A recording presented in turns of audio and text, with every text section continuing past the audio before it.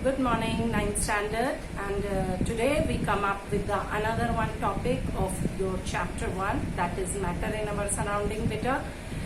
First of all, I just want to recapitulate in what we have done in my previous one class, and as all of you know that we have discussed about the latent heat of vaporization and latent heat of fusion.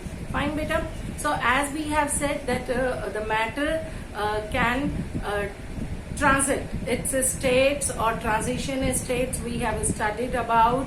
Now today, as all of you know that first have you observed that if there is a waterfall on the floor and after some time without mopping the floor, after some time that water disappears, water gets somewhere else. So where that water goes? आपने उस फर्श को साफ भी नहीं किया, आपने fan भी नहीं चलाया, but after one day if you come to the same one place again, then no more water is there or collected on that floor. So where that goes? बताइए. So that means that water converted into the water vapors or liquid water converted into the gaseous state and mixed with the atmospheric gases.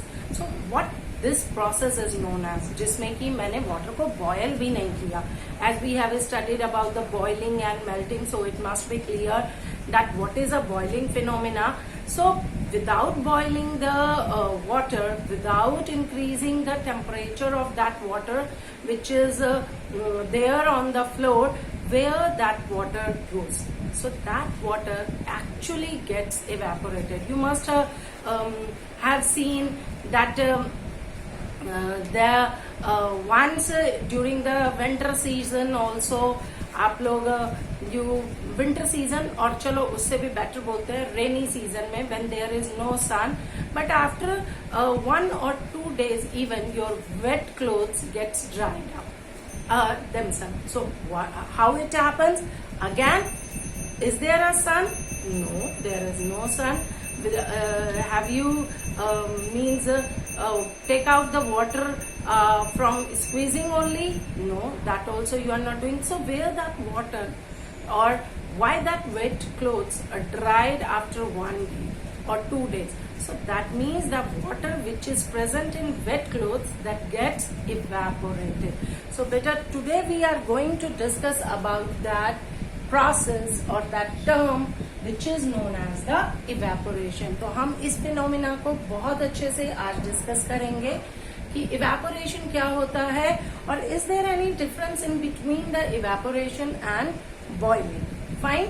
So just come up. So evaporation is basically the process in which a liquid convert into, दोबारा बोलूं, the evaporation is the phenomena or it is the process in which a liquid convert into the gaseous state without attaining its boiling point and without the help of external agency. Now external agency क्या? External agency heat कर सकते हैं हम उसको, ठीक है, उसको boil किया, हीटिंग करी आपने, उसके लिए गैस सप्लाई किया या लाइट दी. तो without the help of external agency if the liquid convert into the gaseous state, that phenomena is known as evaporation. ठीक है बच्चे. सो मैंने लिखा है that it is the surface phenomena from which a liquid convert into gas without attaining its boiling point. ठीक है बेटा. तो ये हमारा पॉइंट आया इवेपोरेशन क्या है. Now we study this phenomena in detail. तो मैं उसके लिए आपको एक एक्टिविटी बताती हूँ. जैसे कि हमने सपोज अब देखिएगा, this is sea water. Sea water भी जो होता है वो इवेपोरेटेड होता है ना. और ये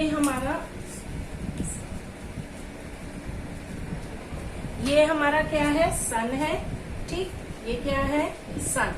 ना सन की रेडिएशंस जो होंगी, ये देखिए, ध्यान से देखिएगा, sun radiations falls on the surface of this sea water, यहीं पे पड़ेंगी, and the this water which is lying on the surface. तो जो वाटर के मॉलिक्यूल आपके सरफेस पे है, मैं बेटा डेप्थ की बात नहीं कर रही, मैं बिल्कुल upper most layer of sea water की बात कर रही हूँ।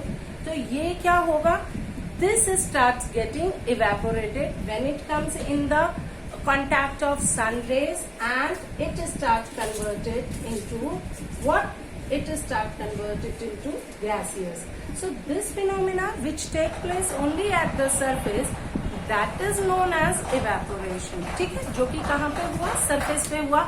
It is not compulsory कि इसके लिए हमारा सन होना या हम उसको हीट सप्लाई करें, that is compulsory. No condition, such condition is required for this one. ठीक है बेटा, ठीक है बच्चे, no such condition is required for this. Whereas if we compare this phenomena with the boiling one, ठीक है, तो पहले ये वाला समझ आ गया, जो कि आप लोगों ने इवेपोरेशन प्रोसेस वाटर साइकिल के अंदर भी छोटी क्लासेस में काफी ज्यादा डिटेल में पढ़ा होगा।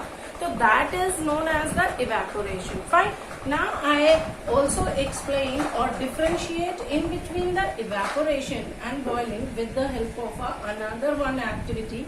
Just have a look here.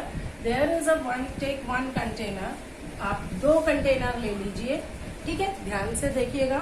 2 container लिए in one open container, open utensils आपने लिए हैं दोनों ही, ठीक।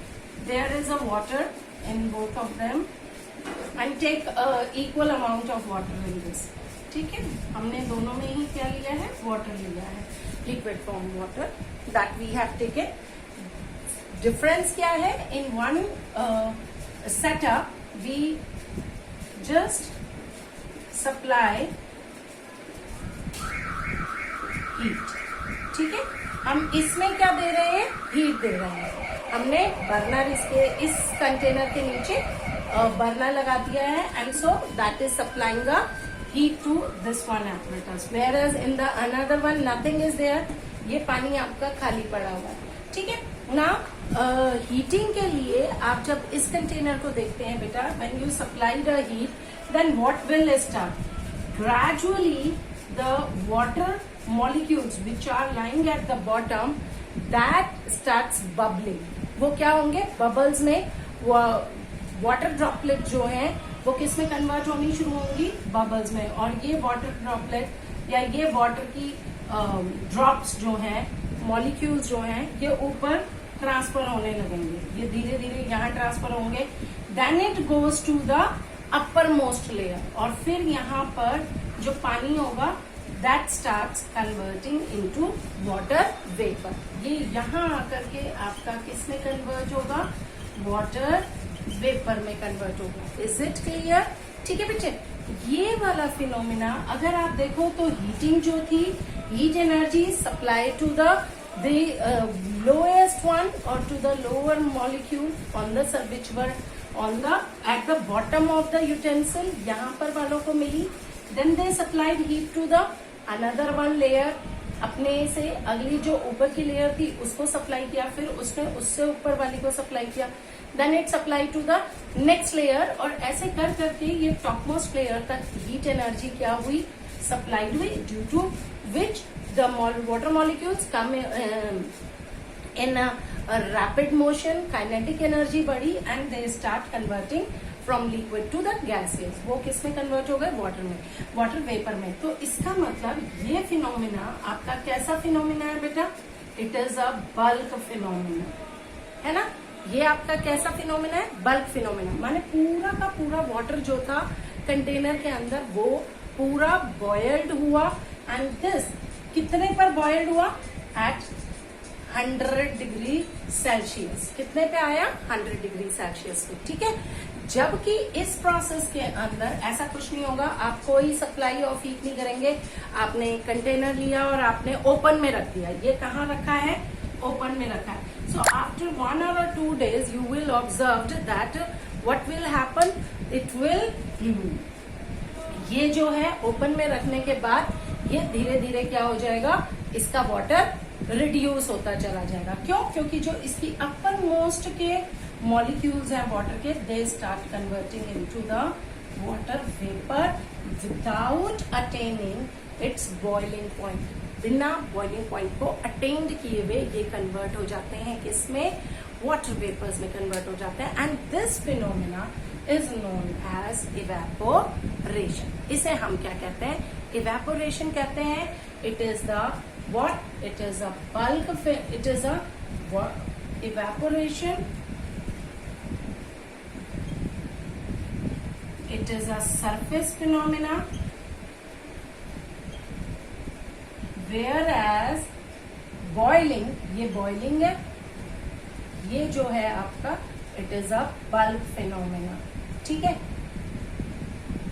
In boiling there is no need of in boiling there is need of external agency, there is no need of external agency. external agency यहाँ पे क्या है, heating.